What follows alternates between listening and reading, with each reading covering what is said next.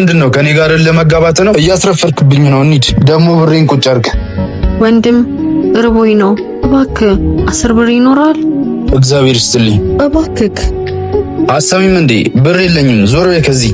የሁሉ ሀብት እያሉ ለ10 ብር እንደዚህ ይሆናል ወይ ማጣት? ወንድሜ ከትላንት ጀምሮ ምንም ምግብ አልበላሁም። ያለህን ስጠኝና ሂጅ ልብላ። ወይኔ አምላኬ እዚህ መኪና ውስጥ ተቀመጭ ስተኛ የመኪናው ባለቤት መስልኳት ነው። ለማንኛውም ይልስት ቢያንስ ለሱ ይጠቅማል።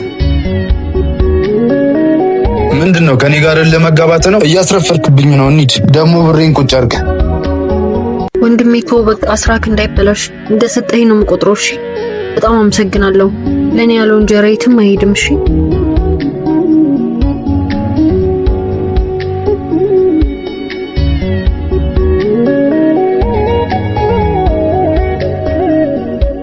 በጎነት ለራስ ነው።